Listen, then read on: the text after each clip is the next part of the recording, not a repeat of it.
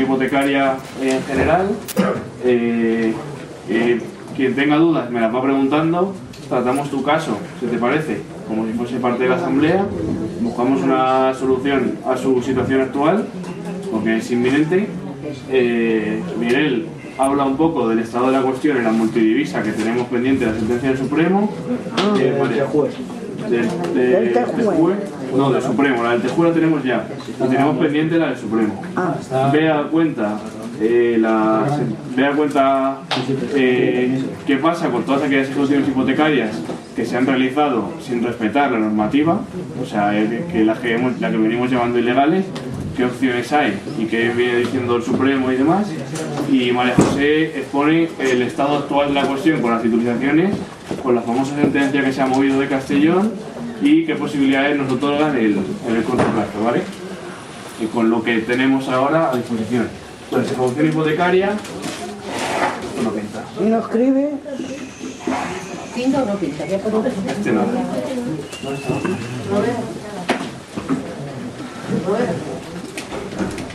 Ejecución hipotecaria, como sabemos, empieza por la burofax y demanda, y contra ella 10 días para oponerse mediante escrito de oposición, que se puede fundar en diversas razones, como que les haya realizado mal el cálculo, ¿no? Un error en el cálculo de la cuantía que se debe, que sí que estemos al día en el pago,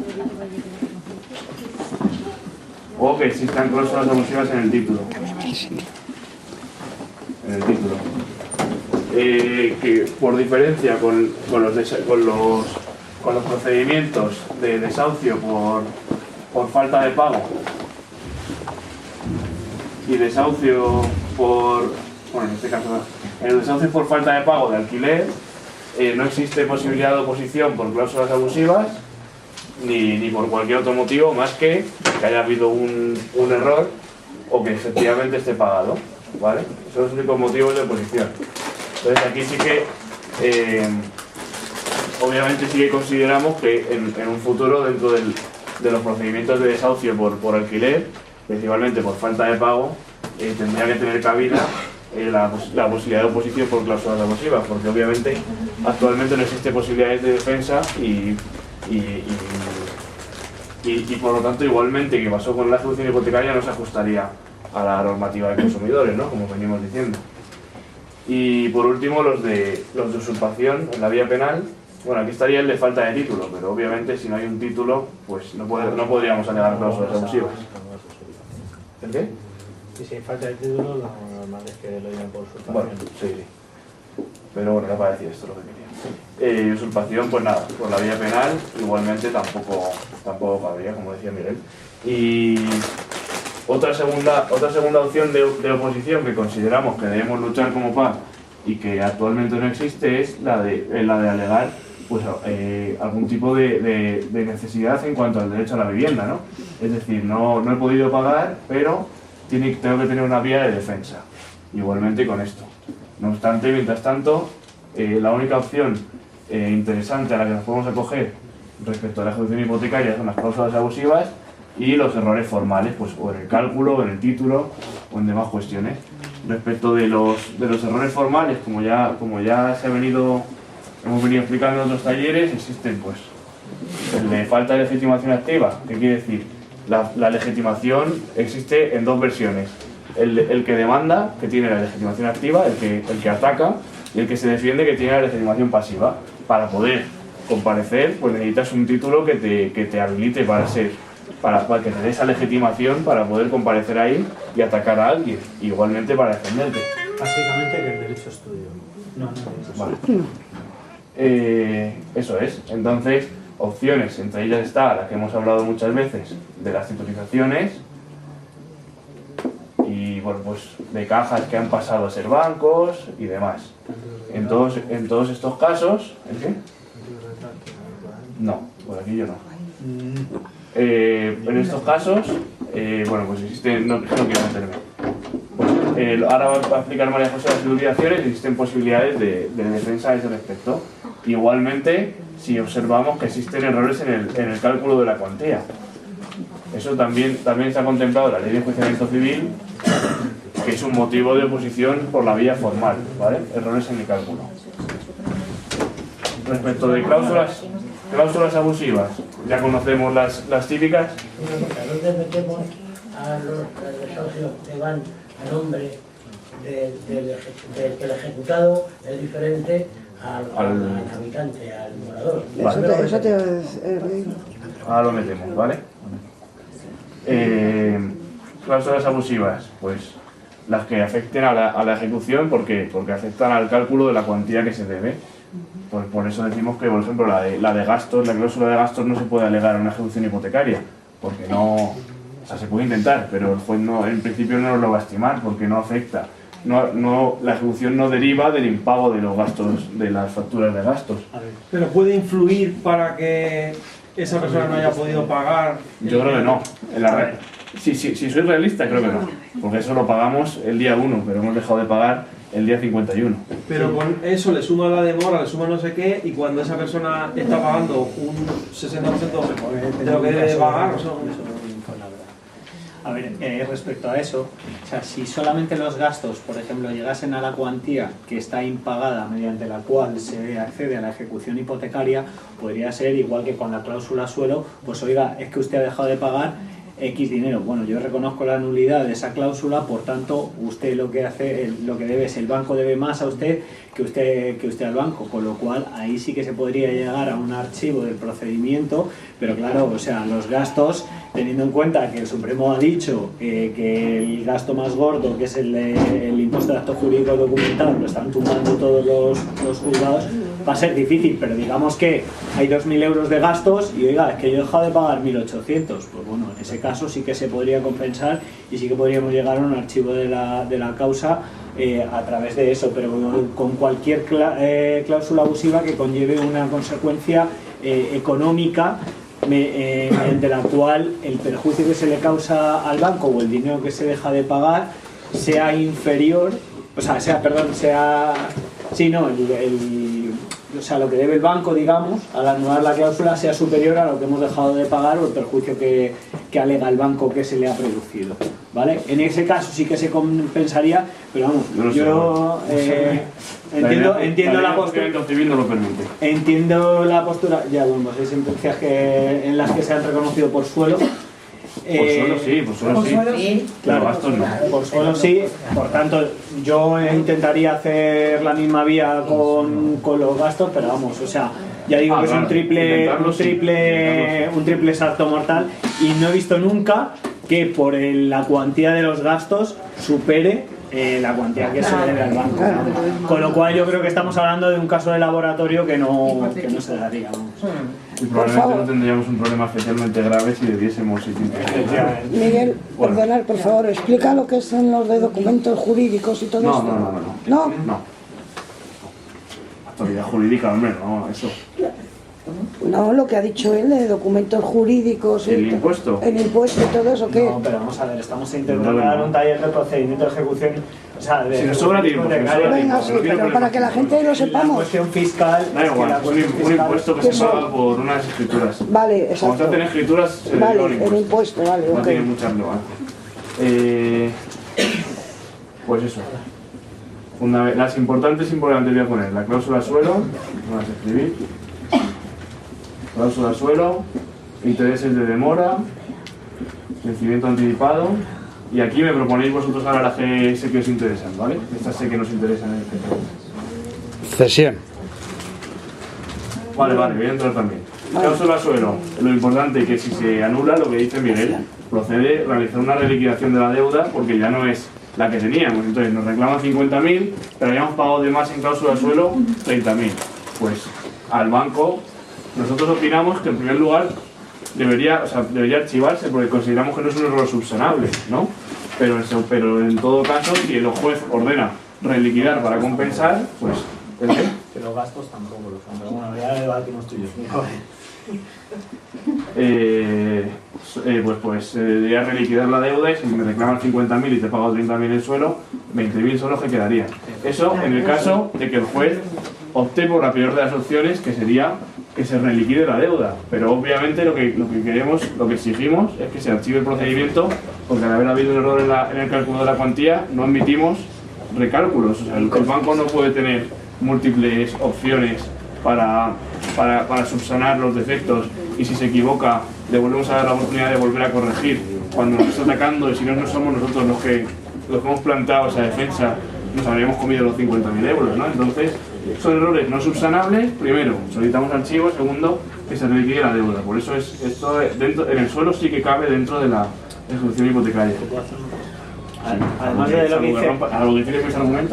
lo que dice, además de lo que está diciendo Aza, es interesante el tema de que archiven la causa y solicitar costas. ¿Por qué? Pues porque hay una cuestión que es muy importante. Si a nosotras nos condenan en costas, ¿verdad? Pues si el banco accede a la vía judicial y se arriesga a eso, también debería de asumir el tema de costas, con lo cual le sale no solamente lo que saldría con una reliquidación de la deuda, sino que le sale a pagar más, porque además tiene que pagar las costas de abogado y procurador que nos ha costado a nosotros, nosotras. Entonces, pues yo creo que esa vía es hay que apostar por ella, no solamente por el mero hecho del archivo, sino porque el archivo también lleva unas consecuencias, no solo por ella. Demora. Actualmente, ¿sabéis qué? Esto es muy gracioso, porque cuando debemos dinero se devenga un interés de demora a un tipo que está fijado en la hipoteca, por ejemplo un 25%, que significa que cada día que dejamos de pagar se devenga un 25% anual.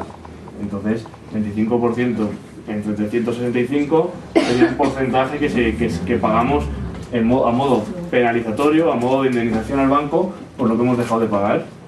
Resulta que en un determinado momento se modificó la ley hipotecaria y se cambió a lo famoso de 3 veces el interés legal del dinero, el interés legal del dinero.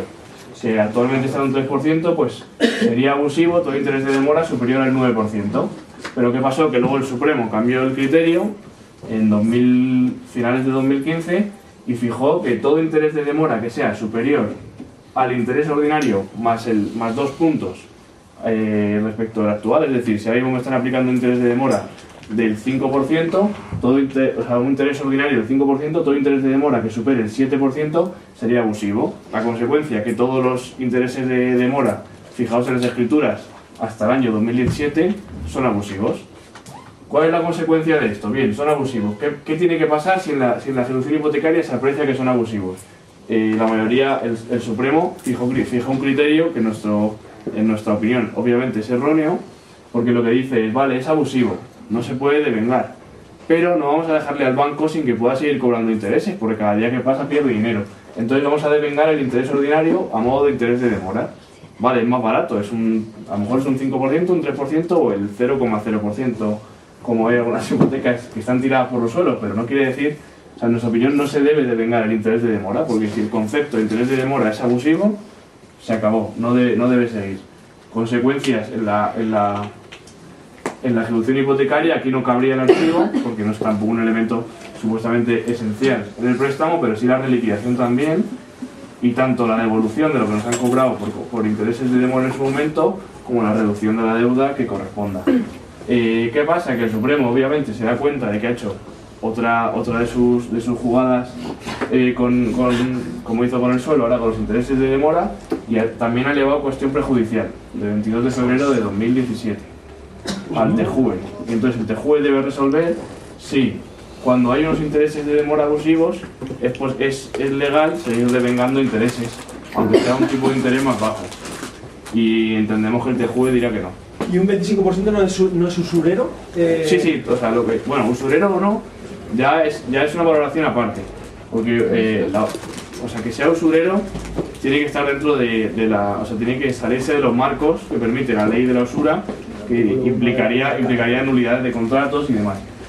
Y en principio usurero es que exceda muy notablemente respecto de los intereses de demora que se están fijando en el mercado. El problema de ese momento era que como todos los préstamos tenían los intereses de demora elevadísimos, pues era como un precio de mercado, un 25% de demora. Por eso es más difícil que se aprecie la usura, pero sí abusivo, sí que sería abusivo. Y además es bastante más arbitraria. La ley de Azcárate, que es la ley de usura, lo que dice es que sean notablemente por encima del interés legal. Bueno, notablemente, que es notablemente, ¿no? O sea, es un concepto, tiene unos conceptos más ambiguos. Sin embargo, lo que está diciendo AZA es con una herramienta mucho más definida como para poder reclamarlo. O sea, de hecho, incluso yo he visto pasar a penal alguna ejecución hipotecaria, pero porque ya lo consideran estafa. Y ahí, en ese caso, que no lo llevo, en ese caso sí que se solicitó usura, pero sobre los intereses de la hipoteca, no sobre los intereses moratorios, sino los intereses ordinarios. Pero Claro, es los muy típicos difícil y tiene que ser algo absolutamente Los típicos de desproporcionadísimo. los préstamos estos de Antonio Arroyo, esos sí que tienen, esos son de usura, vamos. De los prestamistas. Es el 29 lo que pone. Pero los de los 29, bancos, ya. 29 ordinario, ¿no? O 18, De demora, 29 de demora. Sí, pero ordinario, ¿cuánto es? Ordinario me parece que son Una barbaridad. 18. Claro, eso es lo que se va del mercado, que Sí. entonces eran Euribor más 0,75, que a lo mejor en su máximo ha sido un 6 o un 7%, que de repente este te meta un 18. Bueno, lo importante del interés de demora es que tiene otra vía para la suspensión hasta que resuelva el TJUE, pues, porque obviamente sirve para determinar la deuda, entonces no es tan potente como el vencimiento, pero también tiene su defensa. Vencimiento anticipado, pues creo que nos lo conocemos todos. La importancia reside en la redacción de la cláusula y no en lo que hayamos dejado de pagar o hayamos pagado, ¿no? Aquí igualmente el Supremo se inventa que aunque sea abusivo debe continuar la ejecución porque es beneficioso para los deudores. El TJUE dicta la sentencia del 26 de enero de 2017 y el Supremo dice, joder, tengo que volver a preguntar porque a lo mejor la estoy cagando, y entonces eleva la cuestión prejudicial de 8 de febrero de 2017, que todavía está también pendiente de resolver, y que viene a decir que, oye, si el vencimiento anticipado es abusivo, debo permitir que se continúe la ejecución hipotecaria, siendo el vencimiento anticipado la llave que permite el acceso para el banco a la ejecución hipotecaria. Pues nosotros consideramos que no, y hay dos opciones, ¿no? Hay dos opciones que hasta que resuelva el TJUE, o bien directamente el archivo, que ahora explico por qué, o bien la suspensión.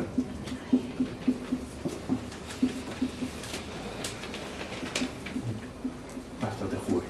¿Por qué el archivo? Porque nosotros consideramos que el criterio que ha marcado el TJUE es bastante claro, y entonces lo que viene a decir es que si el vencimiento es abusivo y se expulsa del contrato, no existe posibilidad de resolver el contrato de modo rápido por el banco, por decirlo de alguna forma, y entonces no se puede acudir a la ejecución hipotecaria, sino que el banco o bien insta a ejecución por las cuotas que le debemos, solo por las que le debemos y no por las que todavía no le debemos, o bien se va a un procedimiento ordinario, le pide al juez que por favor resuelva el contrato, es decir, que lo venza anticipadamente, pero porque el juez previamente valora cómo ha sido la vida del contrato, cuáles son los incumplimientos y si realmente procede resolverlo, y ya sí que se podría pasar a una ejecución. Nosotros consideramos que es suficientemente claro y optamos por el archivo, pero si no se archiva, en todo caso al menos que se suspenda hasta que resuelva el TJUE. En algunos casos la audiencia provincial ha archivado porque le ha preguntado al banco si estaba dispuesto a que se suspendiese, a que hiciese alegaciones respecto de la suspensión. El banco se ha opuesto y ha resuelto el juez. Pues siendo el banco, en mi opinión, el interesado en que se suspenda, si el banco se opone a que se suspenda, pues archivo directamente. Y ala. Y luego, otro caso, el de Caixa, que no sé si hay alguien aquí con ejecución de Caixa, de CaixaBank, veo que no. Pues CaixaBank... Sí, ella sí, ¿no? Sí. Pues en algunos casos lo que está solicitando CaixaBank cuando se le plantea la posible abusividad de esta cláusula es que desiste del procedimiento. Un escrito de desistimiento que es muy peligroso porque pide el desistimiento para que se ponga fin al procedimiento y no someterse al criterio de lo que resuelva el TJUE después de la suspensión. Entonces, ¿qué pasa? Si no ha habido actuaciones importantes, por ejemplo, la subasta, pues a lo mejor no nos supone ningún problema, porque dice, bueno, pues mira, se suspende, o sea, el banco desiste, se archiva y empezará otro cuando lo considere, y eso no nos supone un problema. Pero si ya ha habido una subasta, no podemos permitir que el banco desista y no se anule esa subasta. O sea, para mí el criterio más importante es que si el banco desiste y ya se celebra la subasta, solicitemos la nulidad del procedimiento para que no se pueda aprovechar encima de lo que ya se ha avanzado sin que se vea sometido a esta figura, ¿no? Claro, porque, perdón, si ha habido subasta y se la ha adjudicado la entidad o un tercero y piden el desistimiento, esa subasta está practicada y no va a volver hacia atrás si no se declara la nulidad expresamente el procedimiento. Entonces, el que se haya adjudicado la vivienda lo que hace es un desahucio por precario y te echa de la casa porque no tienes título para estar en ella, que sería mucho más rápido y se estarían saltando el control de una cláusula abusiva. Entonces, si ha habido subasta, igual no interesa. Vale. Perdona, una pregunta, aunque se haya quedado... Sí. Bueno, es que Mi como pregunta es, el mismo abogado de oficio que te ha llevado el caso, si desiste después de poner el recurso para que se anule todo, ¿sería el mismo abogado? Sí, no es, yo creo que no es recurso, que es un efecto dentro del mismo procedimiento, claro. O sea, es el mismo, no es que Es el mismo. No. ¿Cuándo cierra? Tiene que pedir un segundo abogado oficio. No, Se cierra cuando el juez dice se cierra esto. Pero No cuando el banco quiere. Fernando es el que tiene que presentar los documentos. Sí, claro. ¿Y te dice que no? Que no te presentan los Te documentos. vas al ICAM y pides el correo electrónico de tu letrado y a partir de ahí se lo mandas por correo electrónico, ¿vale? Para que quede constancia. Porque si no te lo da, se lo pides en el ICAM. Que lo tengo grabado, que no me lo da. Que no te da el correo electrónico. Que no me da el correo electrónico. Mejor vete al ICAM y pide el correo. Que no te da su correo Que electrónico. me da el correo electrónico Que porque no dice que no trabaja con los clientes funciona así. Bueno, luego entramos en tu caso. Bueno, una pregunta. Es una pregunta que me ha venido. Por eso te digo que te Bueno, yo pido, vamos a suponer, y si la casa ya está subastada y el banco la vende a un tercero de buena fe, ¿qué se puede hacer? Que no se quede... Que no venimos, déjame. Hombre, que no puedes venir a preguntarme esto. Claro, pero es cuando que estoy en periodo. ya lo sé, pero ¿y si el banco no se queda, sale la casa tuya a subasta y no se la adjudica el banco, se la otra persona? Ahora vamos. Venga, pues Pero luego no, vamos, pues vamos, a terminar. venga. Ahora lo que quería meter es, ¿hay alguien que tenga, plan, podemos abrir dos cláusulas que no están contempladas aquí y que tenga inquietud sobre ellas, que Robert ha dicho la cesión? Y yo titulación. No, la titulización no es una cláusula. No es una cláusula. Ya lo sé, bueno, ¿y la cesión? Pero de titulización vamos a hablar. Ah, vale. Vamos a hacer titulización, va a hablar María José. Cesión, venga, ¿alguna más? El IRPH. Y podemos meter la multidivisa y ya lo Sí, metemos eso aquí. lo- bueno, Por eso, pero que ya lo tengo hablé una aquí. idea. Que son de... hablamos como cláusula. Claro. Que hay varios Cesión.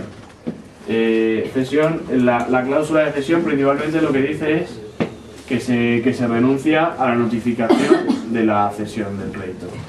Y ahora voy a dar, aquí probablemente entre los cuatro tengamos diferentes criterios. Así que voy a dar el mío. El tuyo. De acuerdo, a ver, Venga. que están Bien, grabando, por favor. variadito. Bien, en mi opinión, lo que puede ser,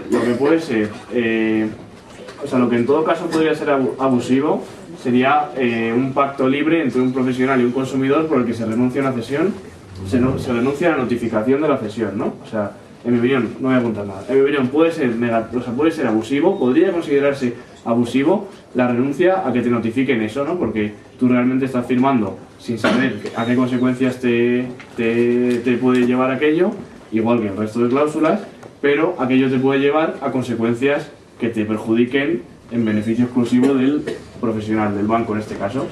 Entonces, la cesión en sí, es decir, el hecho de ceder, el hecho de que Caixa ceda a otra entidad o a un fondo tu crédito no es abusivo ni es ilegal. De hecho, está contemplado en el Código Civil. Esto es una de las peleas que venimos, o sea, una de las cosas en las que venimos insistiendo.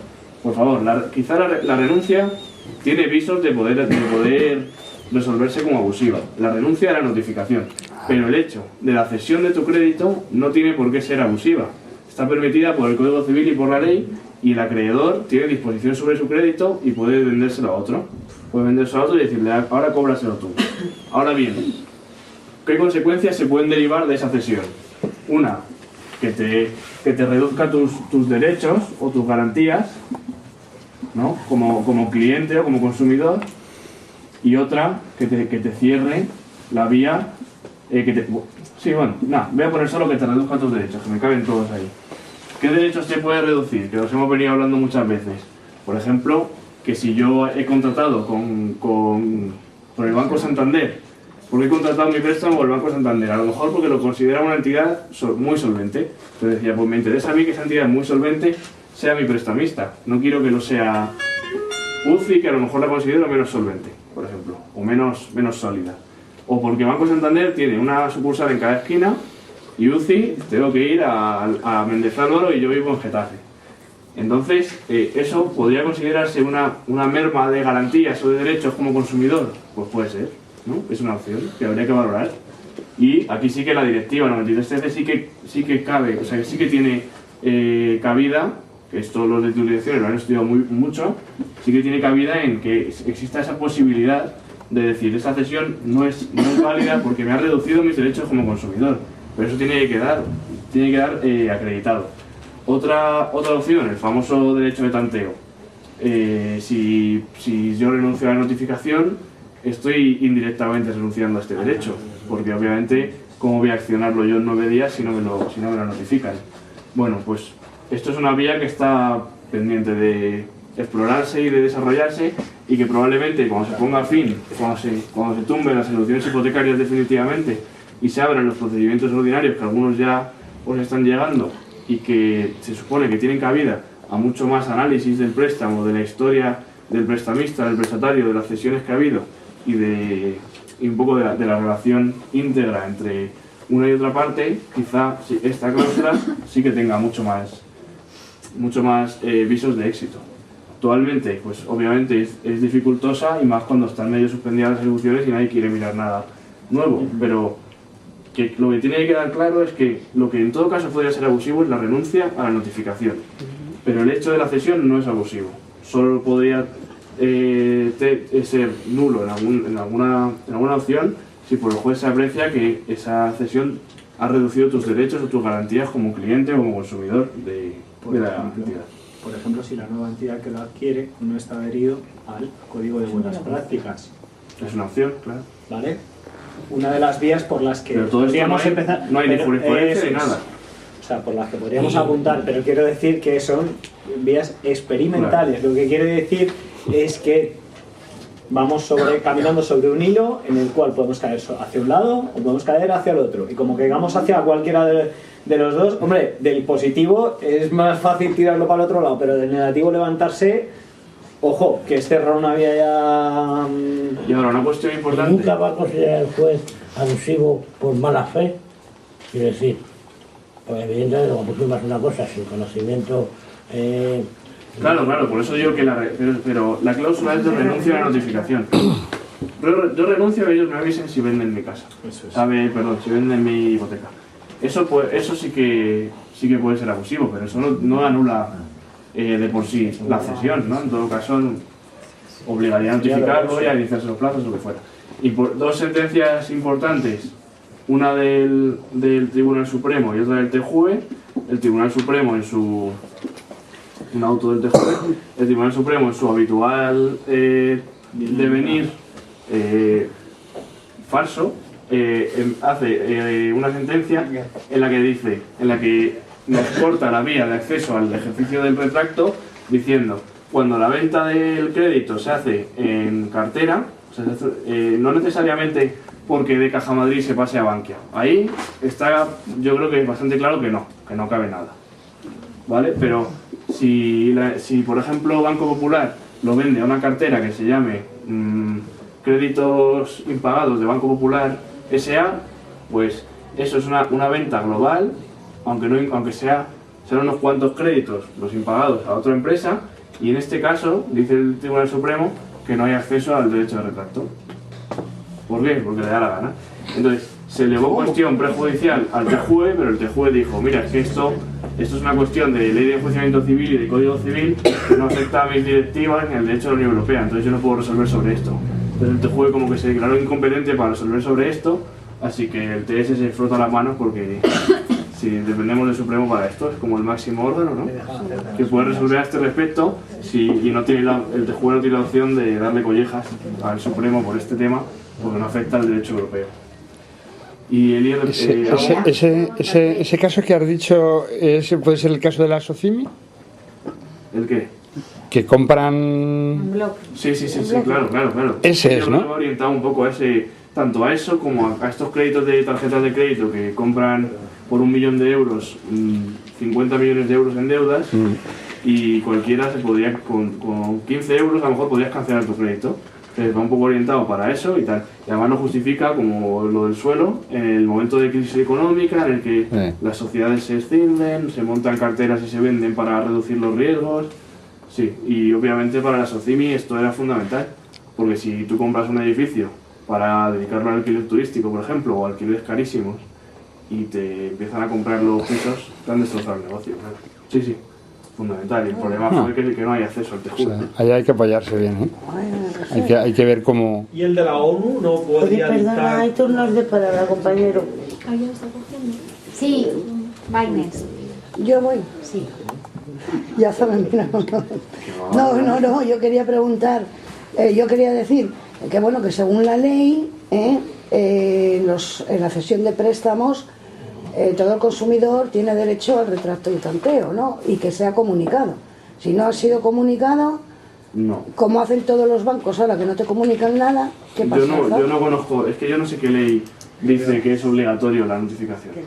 Bueno, ha habido sentencias, yo es que no lo sé, yo ahora no te puedo decir. Ha habido sentencias. Pero vamos, que en todo caso es lo que dice AZA, que puede ser abusivo por la falta de notificación. Claro, no por el hecho pero de que tienes que estar notificado para tú tener el derecho a retracto y tanteo. Pero aunque tengas el derecho, si no te avisan, que no te deja el Supremo ejercitarlo si la cesión ha sido en bloque, y que es como las hacen, no van a vender tu hipoteca, venden un pack de hipotecas. Ya. Aparte porque lo harán, porque tú has firmado el derecho de cesión. Venga, Marga, Adolfo que va a Marga. Sí, llega el Supremo te dice no. ¿Cuál es el siguiente paso? No hay, es lo que venía a decir. Europa. Claro. Que no hay. ¿No se puede dar un paso? Que ya se subió el TJUE y dijo, yo sobre esto no tengo nada que decir. Claro, la ONU pues no, porque la ONU es para derechos humanos y otro tipo de vulneraciones. Ay, pero como pone reducción de derechos... Claro, esto aquí sí que... Yo no sé. Si algún juzgado orientase una cuestión prejudicial a este respecto hacia el TJUE sobre el famoso anexo de la directiva 9313, sí que puede tal, pero respecto de si la venta en bloque tiene derecho a retracto, o sea, el derecho de retracto no es un derecho que esté contemplado en la Unión Europea, es un derecho español y puede existir en Alemania, pero puede no existir en Francia. Eso no es tal. Entonces el TJUE en esto no se va a meter. El Supremo cortó aquí la vía y ojalá se abra, pero es difícil. Bueno, se ha dejado planchados. Bueno, aún así da igual. Por eso es un camino a investigar. Hay alguna sentencia de primera instancia que da el retraso. La famosa de Ribeira que habéis enviado 500 veces. ¿Qué pasa también? La Audiencia Provincial de Castellón, de Valencia... ¿Han tirado? Audiencias no. Audiencia Provincial. No, de titulización de Castellón es otra cosa. Vale. Eso además es otra cosa, no aplica ningún ejercicio de derecho de retracto ni nada. Hay alguna sentencia de primera instancia que permite ejercitar el retracto, no en ejecuciones hipotecarias, porque lo que te van a decir dentro de la ejecución hipotecaria es vete a un declarativo a discutir si tienes o no derecho. Nunca en una ejecución hipotecaria. Cuando no haya ejecuciones hipotecarias y todos sean ordinarios, que ya empiezan a serlos, veremos, ahí habrá más vía y ahí se dará este debate y ahí el Supremo dentro de no sé cuántos años veremos cómo cambia también, pero dentro de las ejecuciones hipotecarias en ningún caso. Vale. Una pregunta, entonces podríamos ir al juzgado e intentar un declarativo sobre este tema. O sea, los consumidores. Claro. Tú tienes que tener tu ejecución hipotecaria, que te notifiquen la adhesión y está un declarativo, presentar tú una demanda contra el banco diciendo que quieres ejercitar tu derecho de retracto. Que Ahí. probablemente en que va a desembocar en que te digan que el Supremo ha dicho que la cesión es en bloque y que Que esto no es en lanzarse bloque, todavía, pero bueno. pero bueno, que esa sería la vía para hacerlo. Sí, Vale. o tú consigues demostrar que ha habido una reducción de una merma en tus garantías. Por el otro lado. O sea que una esperanza tenemos, ¿no? Sí, claro. Tenemos Hay que ir esa por el otro esperanza, lado. vale. Por la pérdida de derechos. Pero Es que como si pensad que entramos ahí ya- es que estas cuestiones hay que aterrizarlas en nuestra realidad. Sí. O sea, es que es. ¿cabe la vía de abrir una demanda al banco para ejercer nuestro derecho de retracto? Sí, pero luego las condiciones, los requisitos para interponer esa demanda hay que cumplirlos. Es decir, cuando yo estoy diciéndole a un juzgado que quiero ejercer mi derecho de retracto, significa, primero, que tengo que demostrar que ha sido cedido mi crédito. ¿Cuándo ha sido cedido? ¿Por quién? Si está registrado y por qué cantidad. Sobre todo la cantidad. Normalmente la cantidad no nos la dicen. Y aunque sepamos la cantidad, tenemos que hacer un depósito en el juzgado que se llama caución por esa cantidad o la que estipule el juez para poder ejercer ese derecho de retracto. Y la realidad es que si nos notifican que tenemos que depositar 20.000 euros, no lo tenemos. Entonces, esa acción se frustra y además conlleva costas, porque genera costas. Y también es interesante lo que dice Miguel, ya que entramos, que Es que el crédito que además te tiene que ser- exigen que el crédito sea litigioso. sea litigioso, Que es decir, hasta ahora, esté ya dentro de un pleito. que hasta ahora además se supone que debe ser que haya habido demanda y que esté contestada en Y tiempo. que esté contestado. Y Como que vaya además, de oficio. hasta hoy se considera que en una ejecución hipotecaria no hay litigio, Es en un declarativo. solo. sino que es en un declarativo. Es Declarativo. decir, que si el banco vende esta autoejecución hipotecaria no se considera litigioso. Tiene que ser que el banco te demande por un procedimiento ordinario, tú hayas contestado para que ya haya litigio, ya haya oposición y ya estemos todos en un conflicto, y entonces que lo vendan después. Una vez O sea que Nada, no, pero difícil sí. Una vez que ha empezado el litigio. Una vez que ha empezado el litigio- Si lo venden antes, no pasa nada. Muy difícil. A ver, pero Muy bueno, difícil. Es muy difícil porque Pero- además tiene que ser, Ya. consideran que es un crédito litigioso cuando se está discutiendo por el préstamo. O sea, que hay un procedimiento por el que se discute por el préstamo. Es que sí que es Hay jurisdicción. doctrina que dice, que se despunta y dice que se puede ejercer dentro del procedimiento de ejecución hipotecaria. Pero que esto es que son casos de laboratorio Sí. y que no están saliendo, que se están frustrando. Entonces, ¿que podemos seguir luchando? Sí, por supuesto, y lo vamos a hacer. Pero que no se está consiguiendo nada. Nada. O sea, yo de hecho he llegado a ver casos en los que la gente o sea, el banco lo que hace es que dice, oye, que te aviso que ya lo he vendido, ¿vale? Y ahora ya si quieres ejércelo y No. retrotraes. No se puede. No sé. Ya, ya. Raza, que lo que te quiere decir es, yo ya lo he hecho y te lo comunico ahora. Y ahora vaya usted a meterse en tal. No te estoy diciendo que te metas, te estoy diciendo que es lo que están haciendo, los bancos. Y con eso se curan en salud. No, pero lo hacen con esa intención de, efectivamente, lo que dice Azar, o sea, no te vas a meter, no tal, no cual, Es imposible. déjalo. O sea, Hombre, déjalo, obviamente, que- si ellos, de hecho, si tú estás al día en el préstamo, ellos te notifican eso, pasaron 9 días, tú sigues al día en el préstamo, ellos no te han demandado ni nada, no cabe el retracto por ningún lado. Claro, Ya. porque No son es 9 litigioso. días, ¿no? 9 Y días. porque tiene que ser litigioso. Vale. Y no hay litigio. Si tú estás Ya, pagando ya, en tu ya. casa, Bueno, Qué cosas que nos hacen decir mal. ¿el qué? Nada. Pero esto es código civil, de verdad, esto es código civil y ley de enjuiciamiento civil, no es el contrato particular de nadie. Ya. Bueno, y esto, pues nada, le damos una vuelta Habrá que cambiar la y ley. reflexionamos en torno a ello. El IRPH, que ya lo conocemos todas y todos, nace, pues eso, una media de los tipos de interés a los que comercializan los bancos, un determinado número de bancos, otro de cajas y uno de entidades que se llama, que era la media de ambos. Desaparecen las cajas, desaparece el IRPH cajas, desaparece el IRPH bancos, se quedan de entidades. Y bueno, la polémica surge en torno a que es mucho más elevado que el tipo de interés del Euribor, de forma de que quien tiene IRPH como índice de referencia paga pues 2 o 3 veces más de intereses que quien tiene Euribor. Hay sentencias, sobre todo en País Vasco, de Guipúzcoa, Audiencia Provincial y tal, que vienen a decir posibles elementos que determinen que esto es abusivo o como lo queramos llamar. Pues que existe cierta manipulabilidad porque son un número muy pequeño de bancos los que comunican los tipos de interés y entonces ejerce influencia notable en la determinación de ese tipo, que la media es una media simple y da igual que sea Caixa Bank o Caixa Ontinyent, teniendo Caixa Ontinyent 200 préstamos, comercializando 200 préstamos al año 1 y 200.000 el otro, ¿no? Y debería ser una media compleja, una media compuesta, o como se llame, ponderada, en la que CaixaBank obviamente tuviese más peso que Caixa Ontinyent, ¿no?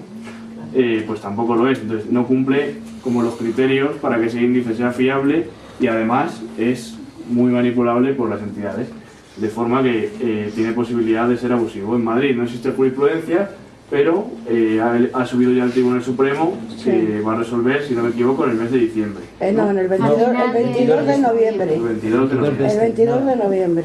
Nada. Así que veremos a ver qué dice, porque esto, claro, puede dar mucho. ¿Nos fiamos del Supremo o no? Pues no. Pregunta más tonta. No, es verdad. Hay cosas que son como son, pero llevará cuestión prejudicial otra vez ante Julio para preguntarle si puede abusar o no. Pero fijo.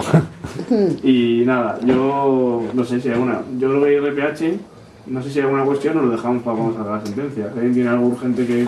Hombre, lo urgente ahora es que quien tenga IRPH tiene que alegar su abusividad y tiene que pedir archivo, porque si se considera abusivo, da lugar al archivo inmediato del procedimiento. Ahí no vale recálculo ni nada. Claro. O sea, porque estaría durante muchos años mal calculado todo, y la cantidad líquida que reclama el banco pues no sería esa.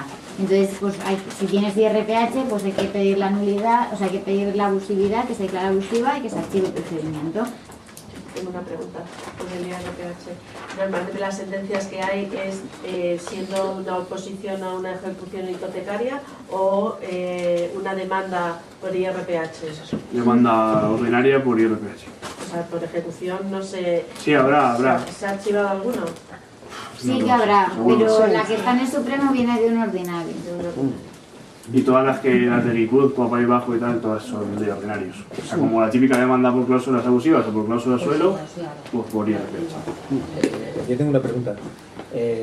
Hay una evolución lógica en estos préstamos normalmente, y es que comienza su vida con IRPH cajas, a veces el sustitutivo ha sido el IRPH bancos y luego el IRPH entidades.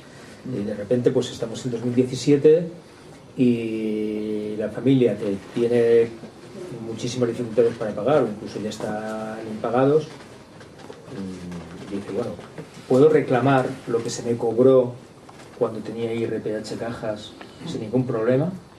Sin ningún problema. No, hombre, con algún problema que vamos a esperar a ver qué dice el Supremo. Ya, bueno, digo. Pero claro, sí. Pero estamos hablando, el IRPH cajas es un índice de referencia que ya desapareció. O sea que el propio Banco de España lo retiró porque evidentemente no había forma de mantenerlo. Sí, lo que pasa es que probablemente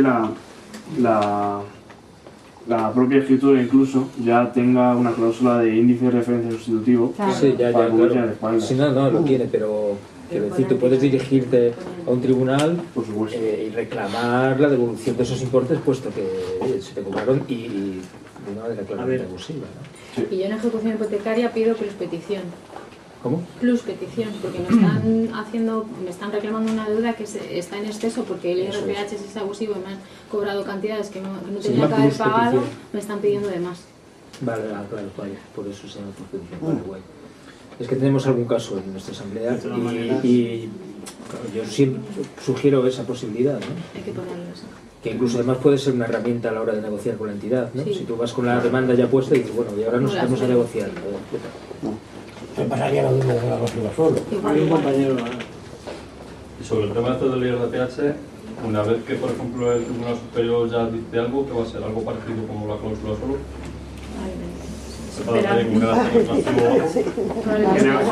Queremos creer que no. Las hipotecas aunque queremos creer que no harán la de hasta mayo de 2013. no, vale, pensaba que decía las nulidades. No, quiero decir, queremos creer que no dirán, que no harán barbaridad. Y otra cuestión. ¿Qué? Pero hasta mayo del 2013 no se está revisando. No, ya ha dicho el TJUE que ni de coña. Claro, es que... Ya ha dicho que no. Sí. No, ha dicho que ni de coña y que quiere devolver todo. Estaba el compañero Esto ya cuando hicimos la rueda de prensa. Y aunque las hipotecas estén ya canceladas, ¿se podrá reclamar o algo? O... El mismo debate con el sueldo y con los gastos, que en principio intuimos que, o sea, recomendamos que hasta 4 años después de poner fin al préstamo. Y una última pregunta, por tu parte. Supondría, si el Tribunal Supremo digamos que resuelve de manera favorable a nuestros intereses sobre el IRPH, estamos hablando de una de las cláusulas esenciales de un contrato. Claro. ¿Y eso abriría ese melón? ¿Podría ser una vía para ir a por otros índices de referencia? Pudiera ser. Yo creo que sí. Por eso hay que Qué bueno. Sí, el problema de... O sea, realmente el Euribor es un poco la misma mierda, pero como ahora mismo están en números negativos, nadie dice nada, ¿sabes? Pero realmente el Euribor también es que 50 bancos de la Unión Europea. Yo he puesto una demanda reclamando el IRPH y me ha contestado el banco que le sorprende que diga que es manipulable el IRPH, que es más manipulable el Euribor. Ah, y hay casos en ejecuciones hipotecarias, en los que alegas que... ¿Cuál es la entidad?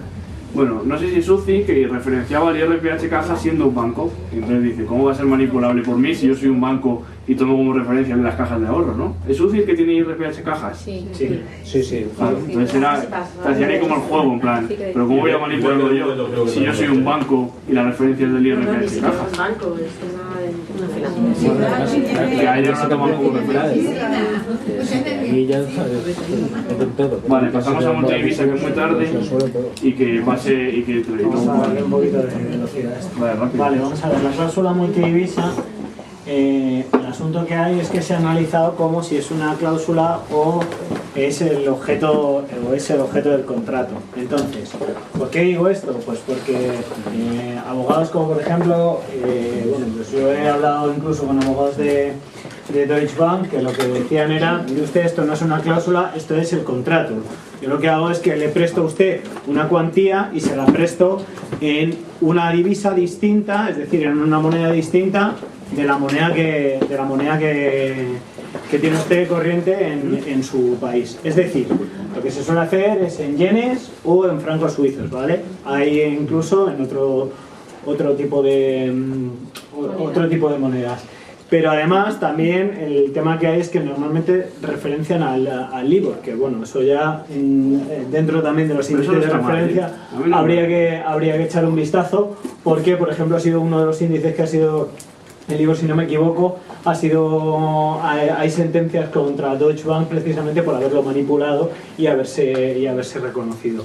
Pero entonces, es un tipo de interés que no es excesivamente alto, está en el 1, 2... Sí, pero igual que decíamos que el Euribor no se queja nadie porque está bajo, pues el LIBOR exactamente igual, ¿no? Pero que hay que estar ahí un poquito ojo avizor porque podemos ver una serie de herramientas por las cuales seguir, que no es simplemente la multidivisa.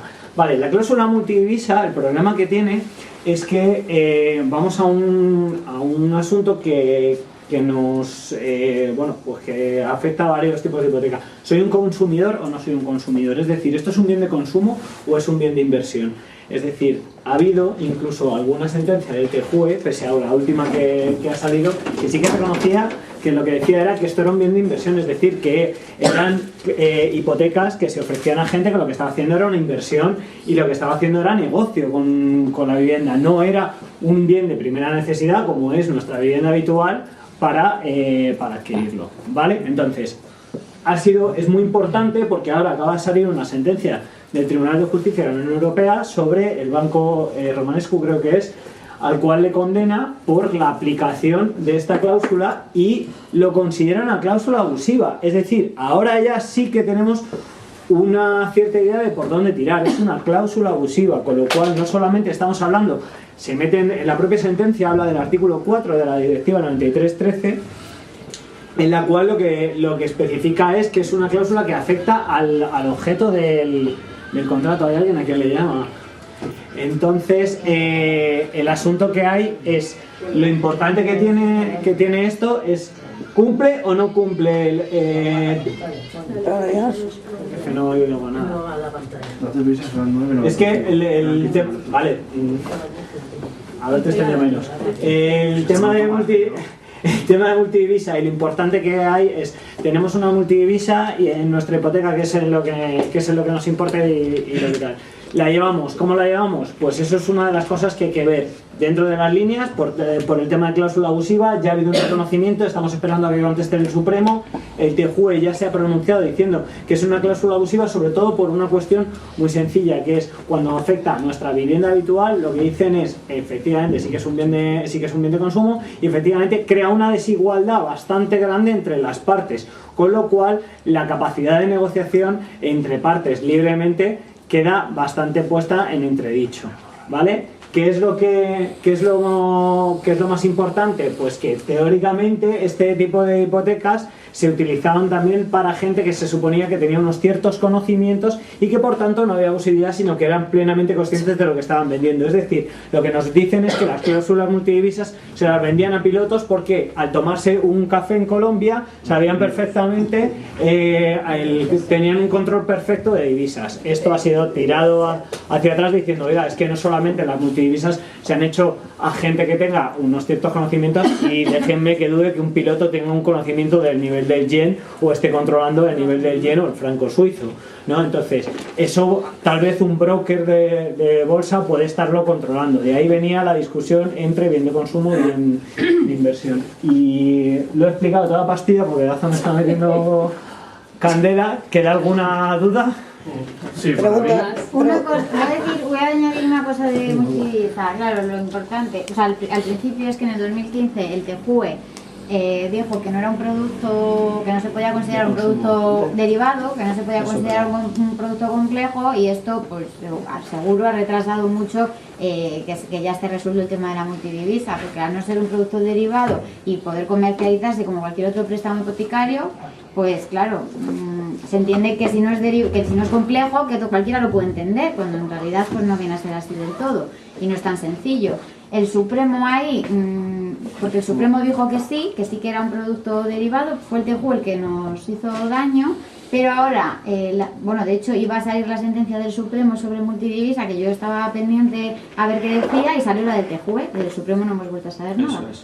La del TJUE es importante por lo que decía Miguel, considera que aunque sea un elemento esencial del contrato, el cambio en divisa, que lo es un elemento esencial del contrato, se puede considerar abusivo siempre que no haya sido incorporado al contrato con total transparencia, de manera clara e incomprensible, y que de manera clara y comprensible no solo que esté bien redactado, que lo está, sino que tiene que acreditar el banco, y la carga de la prueba la tiene el banco, tiene que acreditar que ha explicado suficientemente bien a la persona que firmaba las consecuencias. Y evidentemente a cualquiera que le expliques que puedes deber más de lo que te estoy prestando después de pagar 10 años, pues probablemente no lo firmara. Entonces, como además la carga de la prueba la tiene el banco, yo creo que se abre vía para apoyar que se puede considerar abusiva la multidivisa. Ojo, de lo que pendientes de lo que diga el Supremo. Déjame nombrete lo que dice Bea, que ojo, que igual que decimos cuando ganamos, también hay que decir cuando se pierden por animaladas. Yo he visto un caso en el cual la prueba que se utiliza para acreditar que se explicó bien la cláusula multidivisa fue el testimonio del director del banco que hizo el contrato. Y digo, oiga, que yo lo hice bien. Y se lo suben a la audiencia y la audiencia se lo tumba también, o sea que... Lo digo porque es un compañero que de la VA también, o sea que... Y perdona, y Bankinter está perdiendo todas las multidivisas. Mitad, ¿eh? No. Está dando mucho a los... Pero está ganando mucho más que antes, que era 80-20, ahora 50-50. Bueno, o 60-50. Bueno, sí, pero que vamos, que está todo muy dividido. Las están tumbadas, sí. Los jugadores cada uno hace lo que quiera, y algunos consideran que ha caducado porque han pasado más de 4 años desde la firma. Otros que han superado eso, pero que lo tiran porque entienden que ha sido incorporado con transparencia. Que está todo pendiente de lo que diga el Supremo. La Audiencia Provincial de Madrid está dividida también, hay secciones que sí, hay secciones que no, y entonces pues... Bueno, yo creo que la sentencia del TJUE pues va a abrir vía, y creo que el Supremo tenía otra idea y por eso no ha publicado la sentencia. Porque... ¿Y cuándo va a salir la sentencia? Pues ¿No sabéis? Es que tenía que salir en octubre. Todo en diciembre va a salir. En diciembre todo. Para que hagamos el A partir de ahí a las catalanas. La nueva que ha aprobado el gobierno de hipotecario y tal, ¿sabéis algo? O sea, hemos leído el anteproyecto, pero no hemos leído nada aprobado nada. Se tiene que debatir, pero presentar enmiendas. Ah, bueno. Mañana, hay que ir mañana. No La ILP mañana. A ver, vea, cariño. Bueno, importante porque os han contado que el plazo para oponerse por cláusulas abusivas dentro de la ejecución hipotecaria es de 10 días, cuando sean ordinarios serán 20. ¿Y qué pasa con todas las personas que no lo han alegado en el plazo de 10 días? Pues que la forma, en vez de una oposición por cláusulas abusivas, es una nulidad de actuaciones por falta de control de oficio de las cláusulas abusivas. Es decir, yo tengo 10 días para alegarlas, pero el juez tiene todo el procedimiento para analizarlas y tiene la obligación de hacerlo. O sea que si yo no lo hago y se me pasa el plazo, pues estamos al juez a que lo haga, ¿vale? Y tiene obligación de entrar a valorar las cláusulas abusivas. Es importante la sentencia del suelo, que dijo que no se podía aplicar con carácter retroactivo, que no se podía devolver con carácter retroactivo, porque además de decir esto y venir bien para el suelo, viene bien para, viene bien para... Se me ha ido. Viene bien por muchas cosas, pero la sentencia del suelo y la del vencimiento anticipado de enero del 2017 lo que dicen es que... la del TJUE, sí, no, la del TJUE. Lo que dicen es que se tienen que revisar en cualquier momento de la ejecución. Es decir, que si ha sido ya la subasta se pueden alegar y que se pueden alegar y se tienen que analizar si no se ha hecho un pronunciamiento expreso hasta ahora.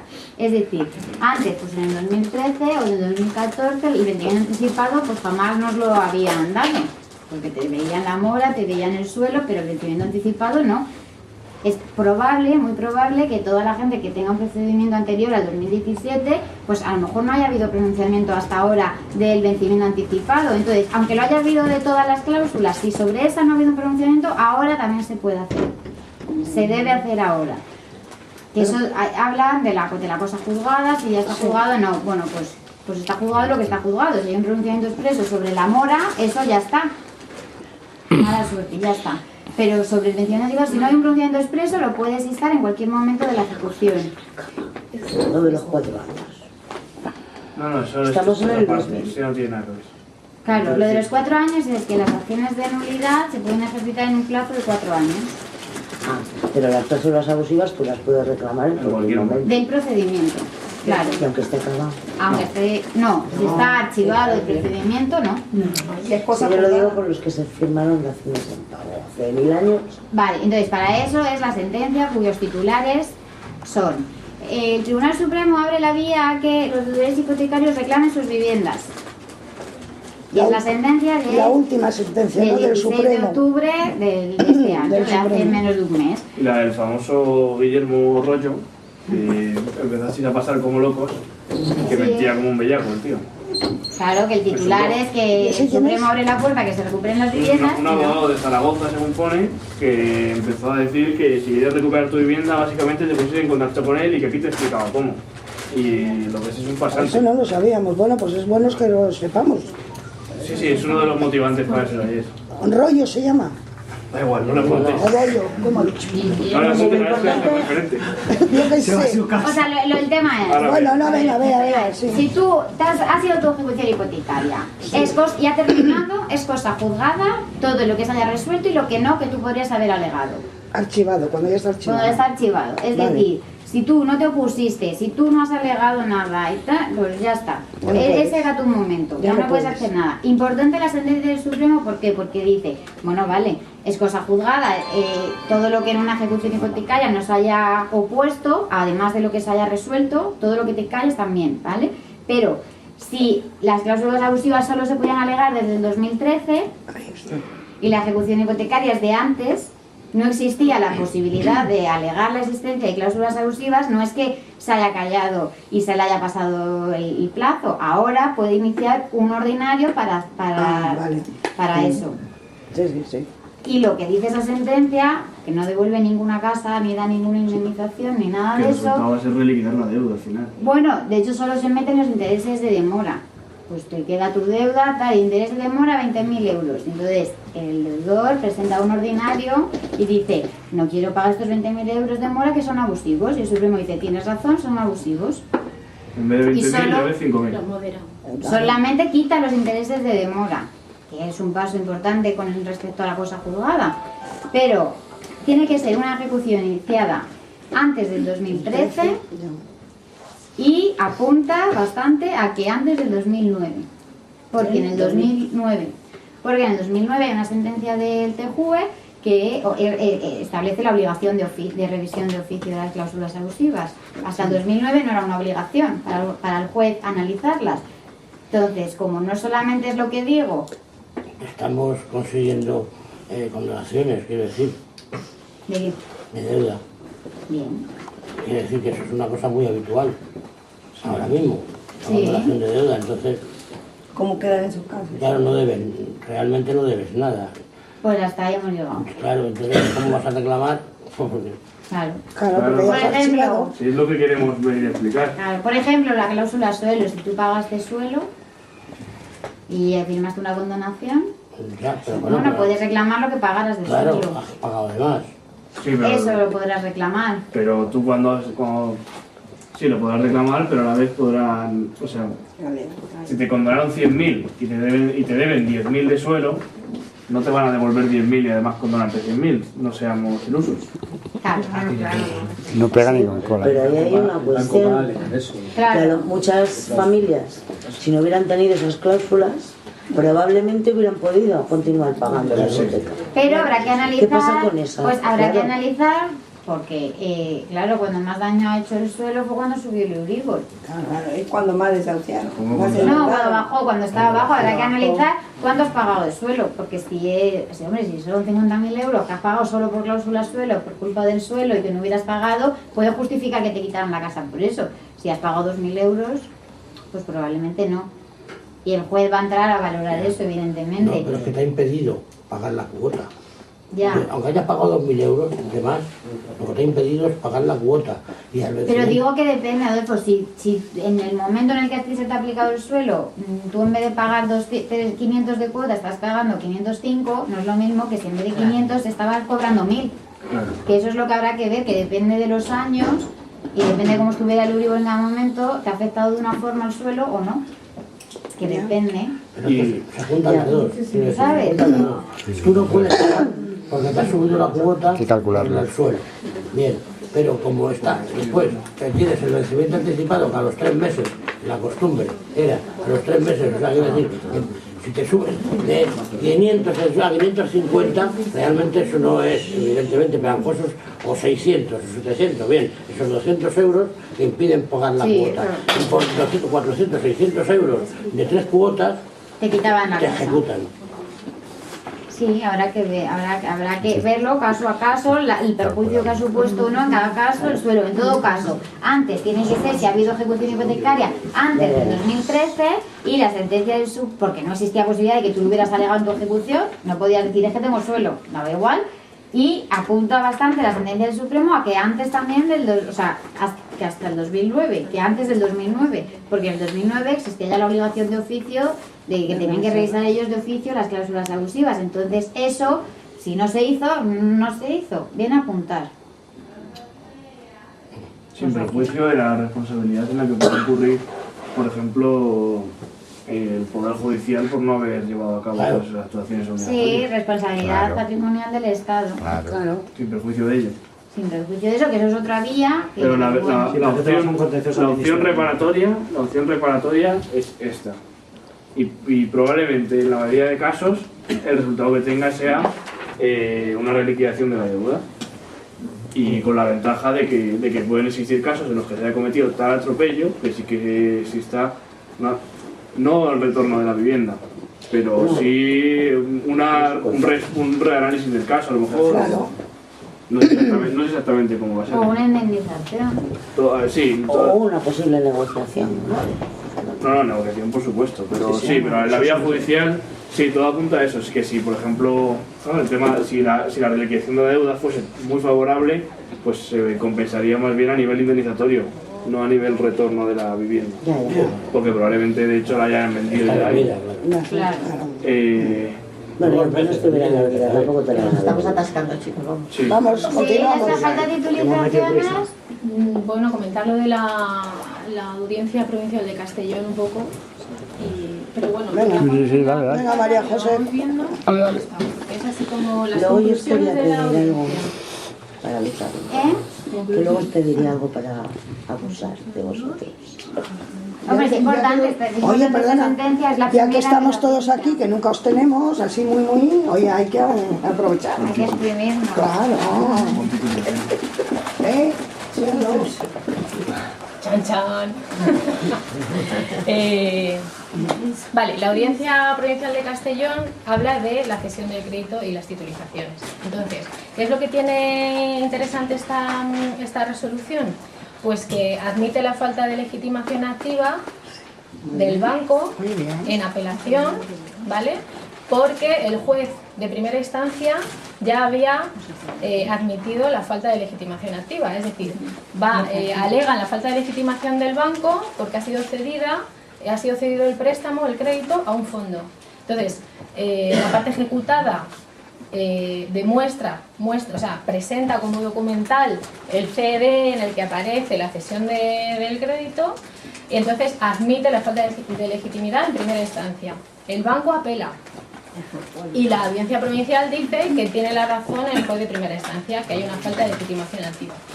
Entonces, ¿qué es lo relevante de esta resolución? Pues que hace toda una argumentación, que muy pocas resoluciones la hacen, hace toda una argumentación de lo que es la titulización, cómo está compuesta la titulización y demás.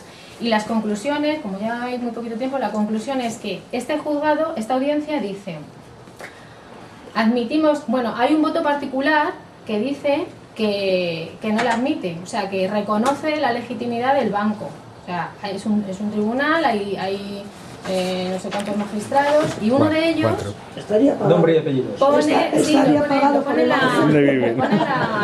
en el auto, sí. Pero bueno, uno de ellos dice que no, que a pesar de lo que diga el tribunal, que él hace un voto particular y que él entiende que hay legitimación activa. Entonces, ¿qué es lo que resuelve en este auto? Primero, argumenta todo lo que es la titulización y el procedimiento de titulización y dice que en el 2015 cambió la legislación y antes no se podían registrar, un fondo de titulización no podía hacer la inscripción registral de la garantía, pero a partir del 2015 sí. Entonces, dice que hay una falta de inscripción, ¿vale? En el registro, inscripción, ¿vale? Y esto, en los fundamentos de derecho, lo que como desarrolla todo lo que es el proceso de titulización, dice, porque el fondo de titulización no tiene personalidad jurídica, que todo esto ya lo sabéis. Sí. No tiene personalidad jurídica, bueno, en fin, que en todo caso sería la gestora, la que tiene la representación legal, ¿vale? Entonces, la primera conclusión a la que llega es que dice, la ley hipotecaria, tras la modificación que tuvo en 2015, permite la inscripción en el registro de la propiedad de los bienes y derechos reales pertenecientes a los fondos de titulización. Y en este caso no está registrado, por tanto, una cosa que no está cumpliendo. El segundo dice, si los fondos de titulización son patrimonios separados y carentes de personalidad, le corresponde a la sociedad gestora. En todo caso, lo que está diciendo es que no puede venir a ejecutar el fondo, que tendría que, o sea, ni el banco ni el fondo, sino la sociedad gestora. Porque son gestoras las que nos mandan. Lo que veníamos manteniendo desde siempre. La representación legal y de administración. Pero es el banco. No. La gestora. A ver, la gestora es lo que tiene la representación legal. Explica eso, por favor, porque tiene la sociedad gestora. Da igual, es un órgano. Vamos a ver, lo que dice la audiencia es, cuando se ceden nuestros préstamos, nuestros créditos, estas son hipotequitas, ¿no? Hipotequitas. Hipoteca. Se juntan, ¿vale? Son hipotequitas. Y coge y dice, bueno, todas las hipotecas forman un título, ¿vale? Un título o bono. En paquete. Esto son carteras. Una cartera, cartera 1, cartera 2, igual, cartera 3, igual, ¿vale? Sí. Esto es el fondo. Exacto. ¿Vale? Lo estoy dibujando muy mal rápidamente. Esto es un fondo de titulización. El fondo no tiene personalidad jurídica. ¿Por qué? Porque son valores. Exacto. Valores que salen al mercado y que se venden. Se venden a otros. A los bonistas. A los bonistas, sí. Como se llaman bonos, bonistas. O titulares, bonistas. ¿Vale? No tienen personalidad jurídica. Entonces, ¿qué hace el banco? Dice, joder, No se pues vende. me invento una sociedad gestora. Sociedad gestora. Que represente legalmente para actuar de representante legal y pero de no puede. administrador. Sí, sí puede. Claro, ¿cuál es el entramado? Que luego las sociedades gestoras son filiales de los bancos y se lo quedan todo entre ellos. Pero bueno, es el mecanismo, es la herramienta necesaria que tienen para salir al mercado y equilibrar. El fondo de titulización. Estas carteras, algunas son positivas y otras son negativas. Y ellos cogen y ponen el positivo y el negativo lo regulan y sale cero, nulo. Tiene valor nulo. Por eso necesitan la sociedad gestora. Más o menos, a grosso modo, es lo que viene a decir la evidencia. Entonces lo que dice es, como el fondo de titulización, bajo esta fundamentación jurídica, no tiene representación legal, en todo caso, la que puede ejecutar sería la gestora. Ni el banco ni el fondo. Exactamente. ¿Vale? Eso es lo novedoso. Lo venimos manteniendo desde hace 2 años. Hace 2 años. Bueno, vosotros sigue más allá, decís que la sociedad gestora tampoco, ¿no? Estamos en ello. Pero bueno, de momento tenemos esto de la audiencia que llega hasta aquí, que ya es un caminito recorrido, de lo que veníamos diciendo, trabajando, como dice Roberto. El tercero dice, como los preceptos de la Ley 5/2015 y de la Ley 13/2015 inciden en la viabilidad procesal de la demanda de ejecución hipotecaria presentada por la sociedad gestora del fondo de titulización, como ya se ha razonado, bueno, lo relevante no es la fecha del otorgamiento del contrato, de cuya ejecución se trate, sino de la presentación de la demanda. Claro, eso es súper claro. Entonces, esto es clave. ¿Qué pasa? Que yo interpreto este argumento como que obliga a la sociedad gestora a interponer una demanda nueva y todas las ejecuciones que hayan sido anteriores al 2015, en principio interpretamos que sí que se pueden, puede ser el banco. Sí que puede ser el banco, y las posteriores debería de ser la gestora. ¿Vale? Vale. Antes. ¿En base a qué ley lo dice? ¿Y por qué La antes ley sí? 5, porque en la ley se promulga la ley 5/2015 en 2015, que dice, a partir de hoy, los fondos de titulización claro. sí que pueden inscribir los derechos reales a su favor en el registro de la propiedad. Entonces, a partir de 2015, el fondo de titulización puede inscribir en el registro, entonces tiene acceso al procedimiento de ejecución hipotecaria. Le está permitido acceder porque puede cumplir con los requisitos que le exige la ejecución, que uno de ellos es la inscripción en el registro. Pero anteriormente a 2015 no podía, ¿eh? Entonces, obviamente también hay vía de defensa, que es la de decir, pues no vayas a la ejecución hipotecaria, vea un procedimiento ordinario que tiene que tienes una vía para defender tus intereses a disposición.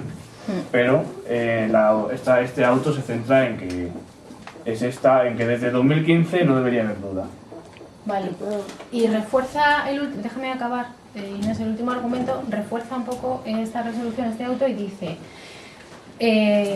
los bancos y el voto particular del magistrado refuerzan el fundamento de que sí que tiene legitimación activa el banco en un artículo de un Real Decreto. Entonces lo que dice esta audiencia es, como un Real Decreto tiene una condición, está por debajo de la norma, hay una jerarquía normativa que hay que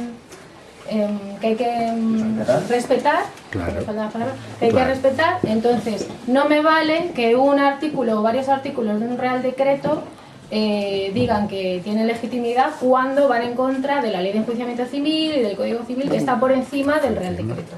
Y además, y además que ese Real Decreto lo que dice es que el banco puede instar al fondo a que ejecute, pero en los procedimientos junto con la demanda nunca vemos esa instancia del banco, ¿no? O sea, del fondo al banco, que podría ser, yo que sé, un requerimiento notarial, se me ocurre, o incluso un correo electrónico, pero que no hay ninguna instancia por parte del fondo a los bancos cuando van a ejecutar, ¿no? Porque no puede. Es que no puede. ¿Cómo que no Bueno, puede? en todo caso, esto dice que que no hasta el puede. 2015. A partir del 2015 no podría. Que antes, en todo caso, sí. Pero eso sigue sin estar en duda. Claro, o sea, no tenemos resuelto todavía las ejecuciones iniciadas antes de 2015, pero parece que esto despeja mucho respecto a las ejecuciones iniciadas después de 2015. Y yo creo que podemos, no sé si a una duda súper rápida y pasar a tu caso. Que Bueno, solo perdona no un momento nada más, Muy una rápida, pregunta rápida. Entonces, todas las ejecuciones hipotecarias ahora mismo que hay, que ya están titularizadas y están en el juzgado, ¿qué pasa con ellas? Si no son... Depende del año en el que se inició. Por ejemplo, 2015, estamos hablando de 2015, 2014. Lo que acabamos de decir ahora hace Pues un las del segundo. 2014 no, las de 2015. Las de 2014 difícil, las de 2015 sí, pero sí, ojo, Audiencia Provincial de Castellón, que esto no es nada, que son unos pringados. Ya, entonces, bueno, hombre, es una audiencia, está el Supremo, Pero es pero bueno. jurisprudencia menor, Sí. no es vinculante para nadie. A O ver. sea, ya te digo yo que al del 32 te va a decir, pues vienes tú. de Bueno, eso ya Castellón. lo sé. O sea, Eso ya lo una sé. falta A de ver, ahí con el legitimidad, juez una también. falta de legitimidad alegada antes del 2015, probablemente te la tumben. A Sí, partir pero- del 2015 lo tienen más difícil con este auto. Por ejemplo, Eso es el resultado. un momento nada más. Los bancos, los afectados, que por ejemplo estén a nombre del banco y está titularizada su hipoteca, ellos se pueden oponer en un ordinario y denunciar al banco por falta de legitimación Pero activa. vamos a ver. No, dentro de la ejecución. Dentro de la ejecución hipotecaria. ¿Tienes Sí, si no la has podido hacer. Pero tú no puedes ir a un procedimiento ordinario preguntando si hay falta de legitimidad, porque lo primero que es un requisito imprescindible para presentar una demanda es saber a quién demandas. O sea, tú le vas a decir al juzgado, oiga, dígame usted que quiero saber si tengo que demandar a este o no demandar. Al banco que te interesa? está ejecutando. En un procedimiento de ejecución sí. Claro, pues eso En es un lo que te estoy... ordinario no. No, pero tú puedes ir contra ese banco. Claro, para En un que no- ordinario porque está titularizada tu ¿Y qué? hipoteca. ¿Y qué pasa si no...? O sea, lo que no tiene legitimación es para instar una ejecución hipotecaria que tiene una base registral que significa que todo lo que ejecutas tiene que estar inscrito en el registro de la propiedad. Y como no lo está... Eso es para lo que no tiene legitimación, no que no pueda el fondo reclamarte ni ninguna Pero otra cosa. el 31 y el 32 los tumban todo y el esto. 30 y el 100 y toda la audiencia de Madrid y todo. Que esta es la primera, el primer auto de una audiencia provincial que dice que hay falta de legitimación, pero está titularizado, el primero. Claro. No hay más. Con lo cual todo el resto de España dice que no. Claro, entonces en los Entonces, juzgados en esto los que se ha dicho que no, perdón, y ya se haya terminado la ejecución, cabe lo mismo que cabía para lo que comentábamos antes de las cláusulas o de lo que sea. O sea, en principio, si ya hay pronunciamiento, o pudo haberlo a ese respecto, pues no hay tutía. O sea que es completamente legal que tú nada más firmar tu hipoteca al día siguiente la vendieran a otro. Eso lo hemos dicho en la cláusula de cesión. Sí, Pero, a ver, O sea, aquí lo novedoso en este Código civil. auto es que... O sea, eso ya es que exijamos, como tengamos, igual que tenemos la ley de vivienda paz, pues exijamos cambios en las leyes de este tipo. Yo para mí lo novedoso que hay en este auto que se venía trabajando en el grupo de titulizaciones es que este auto es de los primeros que abre la vía esta, o sea, normalmente estaban alegando que según el artículo 30, 29 y 31 del Real Decreto, si hay inscripción en el registro pueden ejecutar. Y llega este hombre y lo toma y dice, no, es que esto va en contra de la jerarquía normativa. Claro. Esto es lo novedoso.